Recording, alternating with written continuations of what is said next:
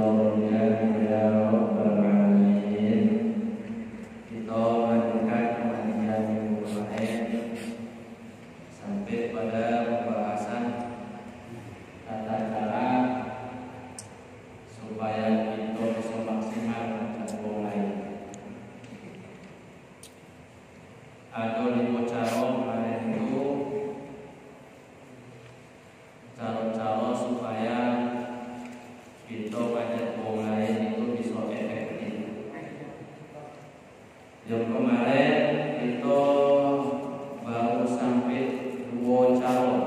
Cara yang pertama dengan ilmu, cara yang kedua tujuannya semata-mata untuk mencari ridha Allah, mengagungkan agama Allah Subhanahu wa taala yang mengagungkan agama Islam. Yang ketiga, cara untuk mengajak orang lain dan untuk ingetin orang lain supaya bisa menjaga diri dari hal-hal yang dilarang oleh Allah, yakni asyafaqatu ala man ya'mur bil lin wa tawaddudi wa la yakuna fadlan ghalidha, li'anna Allah ta'ala qala li Musa wa Harun alaihim assalam hina ba'athahuma ila fir'aun faqula lahu qawlan layyina. Cara yang ketiga, asyafaqah, kudu berkasih sayang, ala man ya'mur bil lin, kepada orang yang diperintah dengan bil lin, dengan lembut, wa la yakuna fadlan ghalidha, dan jangan dengan cara bengis dan kasar. Li'anna Allah ta'ala qala li Musa wa Harun alaihim assalam, karena sesungguhnya Allah Subhanahu wa taala berkata kepada Nabi Musa dan Nabi Harun alaihim assalam, hina ba'athahuma ila fir'aun, ketika Allah mengutus Nabi Musa dan Nabi Harun kepada Fir'aun, faqula lahu qawlan layyina, maka berkatalah wahai Musa dan Harun kepada Fir'aun, qawlan layyina, dengan perkataan yang lemah lembut. Jadi kita ini bapak-bapak, dulur-dulur, kalau ada dulur kita yang belum balik ke jalan yang diridhoi oleh Allah, maka kita kudu ngajak mereka dengan cara yang lemah lembut, dengan cara yang lemah lembut. Jangan dengan cara yang kasar, jangan dengan cara yang keras, jangan dengan cara yang bengis.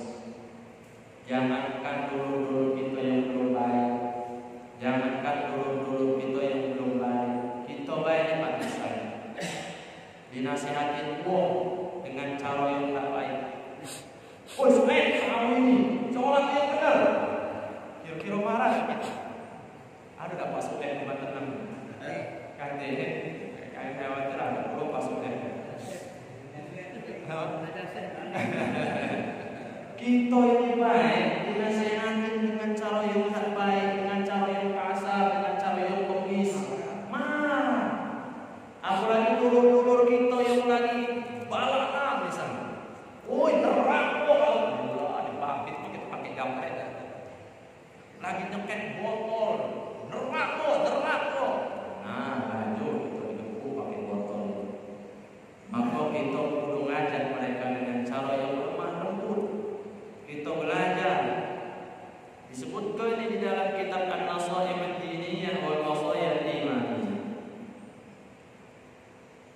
Fa innar rifqa ma kana fi syai'in illa zanahu. Karena sesungguhnya lemah lembut penuh dengan kasih sayang tidak akan menambah di dalam sesuatu kecuali dia bakal memperindahnya.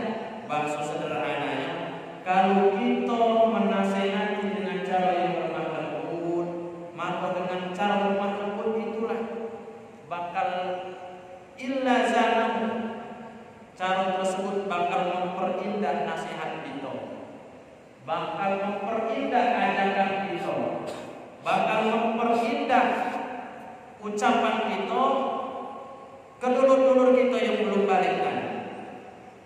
Kok minggu kemarin kami nyampein, kita jangan sekali-kali anggap mereka itu hina, supaya kita ini tidak sombong, tidak merasa paling baik.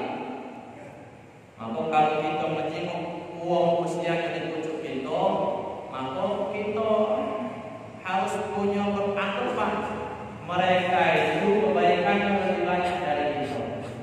Ketika menjenguk uang yang lebih muda dari kita, kita harus punya anggapan dosa mereka lebih sedikit daripada kita. Maka takkan kita rasa sombong. Ketika menjenguk uang yang lebih muda dari kita, kebaikannya lebih banyak dari kita. Ketika menjenguk uang yang lebih muda dari kita, dosa mereka lebih sedikit daripada kita. Maka beres sudah hati yang namanya sikap sombong. Ini jenguk uang yang muda dari kita, sadar sudah tua. Nah, macet, wah, sadar wah. Kalau kita perlu dengan cara tersebut, insya Allah kalau dengan cara tersebut bakal memperindah ajakan kita tadi. Wala tuzi'a min syai'in illa syanahu.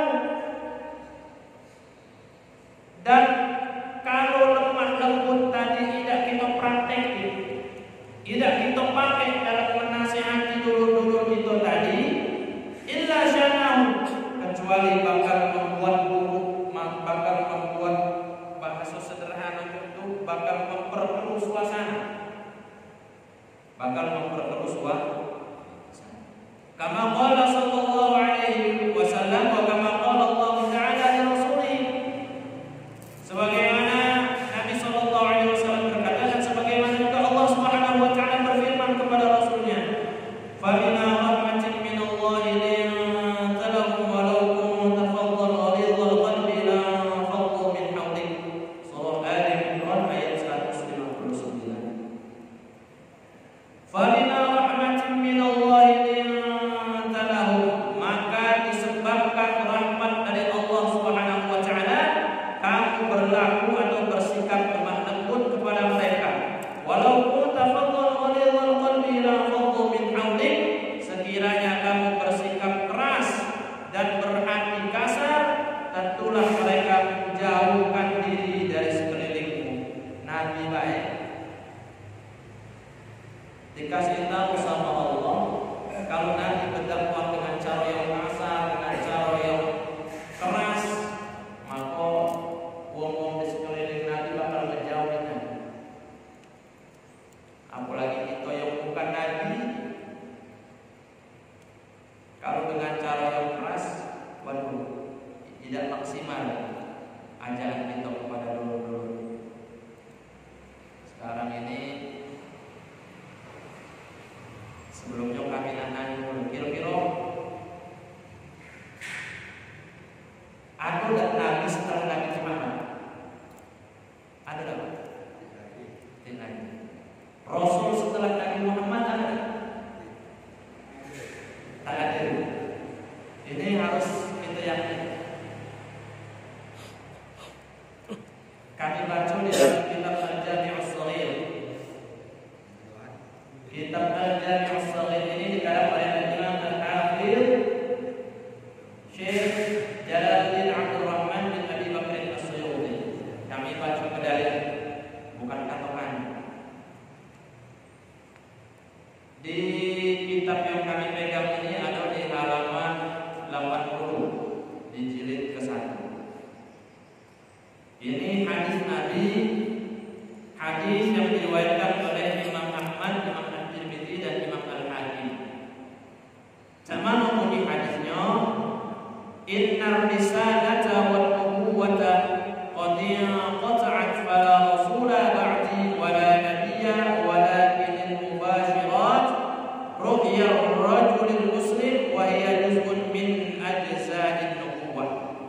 Kata Nabi, bapak-bapak, dulur-dulur, sesungguhnya kerasulan dan kenabian qad qata'at, telah terputus. Kerasulan, kenabian telah terputus. Fala rasula ba'di,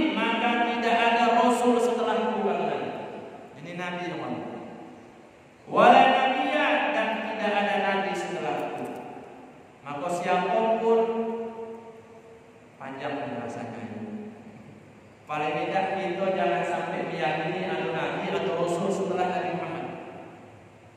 Titik urusannya. Kalau nanti kurang jelas panjang ceritanya, ada juga penjelasannya di dalam kitab Nurul Quran, syarah daripada kitab Aqidatul Awam. Pokoknya kita jangan sampai akidah kita terpengaruh dengan siapapun yang mengatur ke bahwasanya ada nabi atau ada rasul setelah Nabi Muhammad sallallahu alaihi wasallam. Kalau kurang-kurang jelas tanya sama guru-guru kita, jangan sampai kita salah tafsir. Maka kita kudu mengajak dulu kita dengan cara yang tepat dulu. Itu yang ke-8. Yang yang keempat, ayyakuna saburan haliman li anna Allah ta'ala qala fi qissati Luqman alaihi salam wa'mur bil ma'ruf wa nahy 'anil munkar wasbir 'ala ma asabaka. Cara yang keempat adalah sabar dan bijaksana. Jadi dalam ngajak dulur-dulur itu kudu sabar, kudu bijaksana, bijak sini dan bijak sono. Iya, bijaksana, bijak sini dan bijak sono. Kudu bijaksana gitu. Tak bisa mukul rambut setiap orang itu, tidak bisa. Rambut sama hitam, tapi karakter orang bermacam-macam. Jadi kita kudu bijaksana. Wal khamis yang kelima, ayyakuna 'amilan bima ya'muru bihi likay la yu'ayyira bihi liyadkhula tahta qawlihi ta'ala atamuruna an-nasa bil birri wa tansawna anfusakum.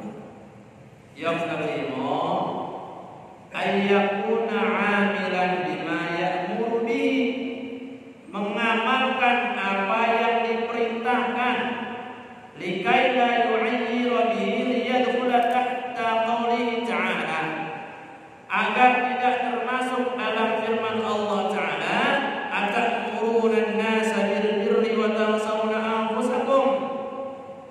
Mengapa kamu suruh manusia berbuat baik tapi kamu melupa ke diri kamu sendiri? Jadi yang kelima, supaya efektif kita ini kudu mempraktekkan, kudu melakukan apa yang kita omong. Misal ada ustaz atau kiai atau abid atau siapalah tokoh agama nyuruh sabar ya sabar, tapi wongnya udah sabar. Kira-kira didengar gak ini? Ustaznya ngomong sabar, nah dia tidak sabar. Ustaznya nyuruh ikhlas ya, perlu belajar ikhlas, tapi ustaz tidak ikhlas. Kira-kira cara kita didengar gak? Sudah lah, baca ngomong baik, ngomong sobar, dia tidak sabar. Ada gak model itu ustaz? Ada ya. Cuma di negara lain. Iya. Maka supaya ajakan kita efektif, kita perlu melakukan apa yang kita nasihat. Jangankan sama orang lain, sama anak kita bela coba. Pernah ada anak kita kalau dinasihatin kita ngebantah? Pernah? Alhamdulillah. Nah, sholat nak. Ya, sholat. Apa nyuruh sholat? Bapak sholat tidak? Tidak. Nah, ayo nak ngaji sana ngaji. Apa nih ngojang ngaji. Nah, dinasihatin suruh ngaji. Bapak juga mestinya udah gak ada ngaji. Baru besar lah bapak itu gak ada ngaji. Ngaji aku kalau sudah besar baru gak ada ngaji. Nah, itu artinya tuh apa namanya nasihat kita tuh tidak sesuai dengan apa perbuatan kita. Jangan mulai itu ke anak itu, baca protes. Apalagi